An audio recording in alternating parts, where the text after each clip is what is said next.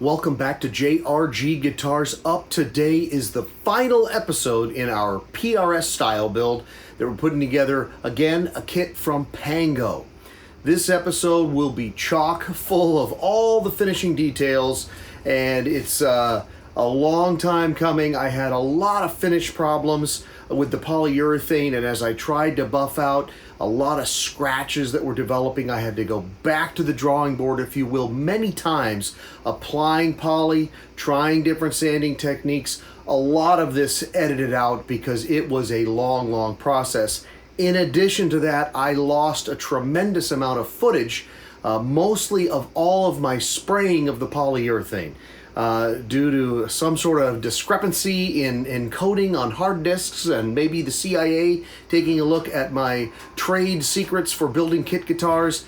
Nevertheless, I lost a lot of that footage. So some of this will be skipped. I talk a little bit about this as we get going, but this is the final episode where we put it together. It shined up very nicely, sounds and looks excellent. We get a little bit of tone samples here at the end, as well as a little instrumental original piece that I put together. This is a nice episode where it all gets wrapped up. Let's get right after it right now. So we're going to start with a little wet sand. I am going to begin with 600 grit and just lightly go with very little pressure. So coming in here on this nice built-up poly finish with wet sanding, as I said, and the thought here is I'll go 600 and then maybe an 800 or 1,000 and build up those fineness of grain sandpapers, and we'll get to a point where it'll be just a dull finish, but we'll have all the scratch marks out. That's the game plan going forward. Now we'll come in with 3,000 grit. So this is now my final stage, skipping forward to this. So this will just really should get everything out. The process is that each successive stage gets rid of the scratches from the stage before. Now that those were out, I come through here with my power tools here, and I've got some buffing compound at first and then some polishing compound, and here is where the shine is created. This is messy, so I finally got smart and I got an apron on here, and I'm outside just trying to get this thing shined up beautifully so it will look great. The problem is that there was a tremendous amount of scratches that really became evident once I buffed it. And this, the mirror finish was great. You can see the reflections on the one side, but very scratchy. This doesn't have the scratches, but it has just this orange peel and no reflective properties. So we go back to the drawing board. I shoot some more poly, which of course that footage got all lost. And I now come in with some very fine grit on the orbital sander. This I'm starting with 1,000 and then 1,200 and then 1,500. And then I go to a 2,000, 3,000, and 5,000. This was a back and forth process. A lot of this is cut out, going through and just making sure that I can get each successive stage looking better and better. Had multiple burn throughs where I had to go take it back out, shoot some more poly, start the process back again. The contoured top on this guitar was giving me fits, and I learned a lot in the process of how to manage this, but it was certainly a frustrating process. Of course, I cannot forget the headstock, that requiring some power tools, but then up around where the truss rod is, I had to go in by hand and just get those areas right there with each stage of sandpaper fineness.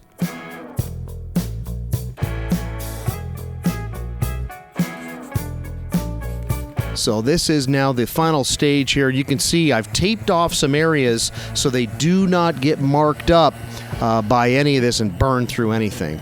And the end result was this hazy look, but you can see it looks much nicer. A couple little shiny spots right there behind that bridge pickup. That just tells me some low spots, but we continued to go through and touch that up. Now I have nice haze all over. I come out with the same buffing compound at first, and we run this through here, just buffing the entire guitar up front, back, and the sides, and of course the top of the headstock there, all with buffing compound and then all with polishing compound, and you can see the result there. zero scratches, excellent reflection. This is what I was after. It just took me a long time to get there. Once I felt good there, it was time to work onto the rest of the finishing process. So first was to go through and touch up the neck. So I go here with a little bit of sanding just to clean it up a bit, and then I scrape the edge of the fretboards. I wanted to have just a slight rollover look, get rid of any of that little finish that might have crept up on there, and then coming through with True Oil. Decided not to shoot poly on this neck. That was the original thought, but I thought, boy, a true oiled neck would just feel fantastic on this instrument. So I did a couple coats of True Oil with a little bit of sanding in between, and True Oil is certainly a great feel if you've ever used it. So now we're going through and it's time to remove some of these little paper towels that I've shoved in the holes for the bushings for the bridge, and we're just going to clean things up a bit and get ready to get some installation together. So coming through with just a little file and cleaning up the edges so when I pound that bushing in, it doesn't grab any finish and crack it. Coming through with my countersink bit and just turning it ever so slightly by hand. I do not want this to dig in. I'm just looking to take that sharp edge off so that no finish will grab on anything.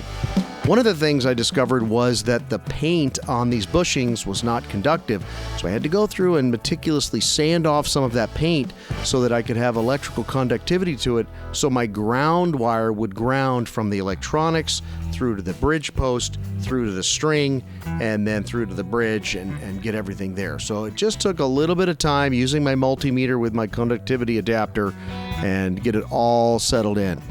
Then once that's all set, I jump over here to the shielding up of the actual cavities. So the pickup cavities will get my gold foil shielding in here and the control cover cavity as well, and the cover, just to make sure I shield any sort of RF noise that might creep in as we go forward. And there's the finished product, just looking beautiful right there, ready to accept electronics. So here we go. It's time to start to mount some stuff in here. So I'm doing the same thing with a file and just knocking off a little bit of the finish edges around those holes so that these potentiometers can slip through. So putting them in and then just putting a washer and a nut on there to tighten them in place. For me, once I pound in the bridge post, I want to make sure I've got that ground wire in. So this was all pre-wired electronics, which is nice, but I had to make sure I had that ground wire through there. So I fish out, find the ground wire, and poke it through the small hole that is pre-drilled from that cavity right there. And then it goes up through on the other side and pops through one of the bridge post holes. So you can see the wire popped through there, and then I just come through to the end, just strip back a little bit of wire so that I have bare wires showing, and then I'll get ready to sort of feed that back in. I like to have the wire angling just a little bit downward, so as it pushes through, it just makes contact with all of those bridge pins. There you can see I pulled the insulated jacket back to the edge of the opening, and then it just has the bare wires showing there. And then I come in here with my mallet and a little wooden dowel and just knock this thing in. I've gotten smart. I now use a chewed and beat up actual screw in there, not the screw I'm going to use on the finished guitar, because as I'm pounding on it, it does get a little bit marked up. So I get both of those guys in there, and then I come through with my potentiometer and just make sure that that conductivity is all there. So this should be grounded to the outside of the potentiometer onto that bridge post, and as I go through and do the check, I hear the tone, I see the potentiometer change, and we're good to go.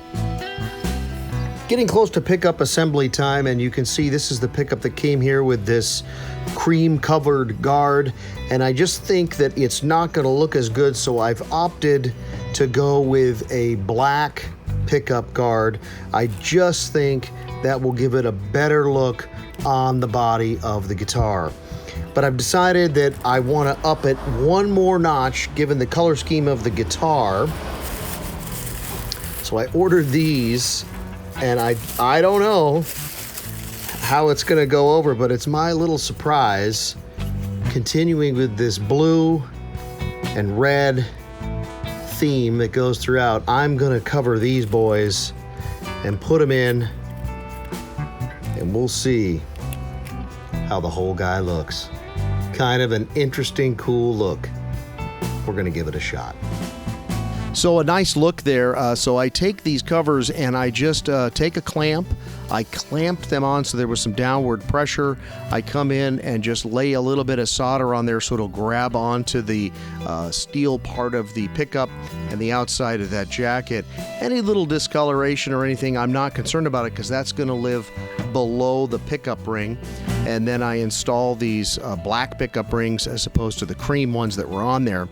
And then I'm going to put on my tuning keys here, but again, cleaning up these holes and posts just from any little finish that would have gotten there. So the countersink tool and now the file going through there just to make sure everything's good to go. Then I can put the tuning keys on and then I can put some strings on to at least line up the outer edges. So when I put the screws in for the pickup, it'll all be lined up to the strings, and we'll see that here in just a moment. Now we're going to knock the tuning keys in. We're going to drill the holes here and sink in. So I want it to be nice straight across. So I come in with my straight edge and just make sure that they are perfectly straight across and they look good. So we'll sink the holes right there.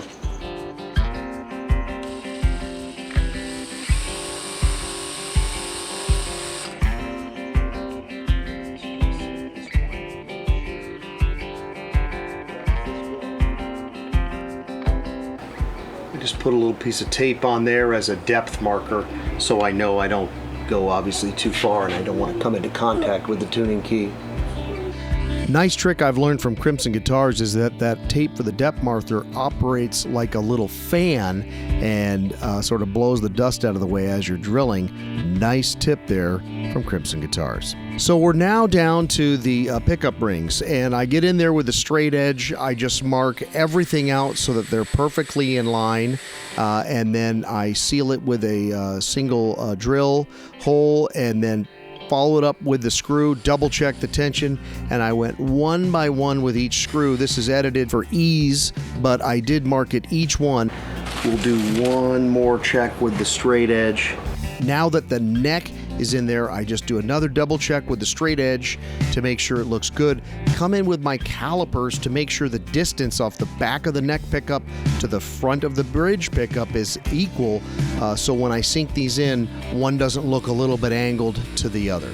And again, drilling each hole one at a time so I can double check each time to make sure it's nice and straight. And then again, I will size this guy, 54.3, come down here. It is right where it needs to be.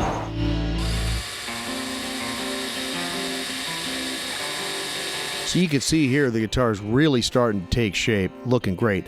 I now pull those off and then just clean up the holes where I made the drill marks, and then I'll reinstall once everything is nice and cleaned up, feeding those wires down through the access hole. So my days of hanging the guitar for finish to dry are over. That's right, so we take that eyelet out and we're putting in these strap locks, the Schaller strap locks, which matches the strap locks on the other guitars. Easy process here. These are great strap locks. I've always loved those. Now time to shine up these frets. So I come in with my Dremel tool and I put it inside this little box so as the polishing compound flies everywhere, it doesn't go all over the place. Once I do each fret, I then come by with my large buffing wheel you can see there, and I have it attached to my drill motor, and I now go back and forth on these frets that are of course taped off. So here we are with the tape removed, and there's some good shine on these frets. Fretboard still to be cleaned up, but the polish is nice, and when you get the light just right, it does reflect off it nicely. So this fretboard is shaping up perfectly. Yeah, it sure does look good. So now I come through with just my fretboard conditioning material. So I put this on almost like a cleaner. I lay it in there, scrub it in with a toothbrush, let it sit for a bit, come back, wipe it off. Repeat the process a couple times, and that really hydrates this fretboard nicely. This rag has done a nice job protecting the inside of this cavity through all the paint and finishing. But now it's time for it to come out and everything to get tidied up. Yeah, so now we got that out of there, and before we string this thing up for real, I'm just polishing it up with some of my guitar cleaner, and then I put the strings here on this wraparound bridge, put it up, lock it in here. You can see I don't quite have the nut on yet, but it is prepared and ready to be glued in. There it goes. So I pop it in there in line, and once I get some tension on these strings, it holds it right in place to where I can then easily just get all the other strings in there. So here it is, all strung up. Wraparound tailpiece, looking nice. Up to the headstock here, looking fantastic. So here we are with the nut. Couple of drops of glue on the nut just to hold it in there. It doesn't take a lot, so I just take my popsicle stick, put 2 drops on either side of the truss rod area, sort of wipe it in there just a hair, and then we'll lay that nut down, and the tension of the strings will hold it down nicely in place. I make sure that its side-to-side motion is even with the edges. I feel just a feel test right there and making sure everything is right where it's supposed to be, and it sure looks nice. And then this was a nice little addition. Again, lost footage here. I ended up making a special wooden truss rod cover that I dyed and stained similar to the guitar body.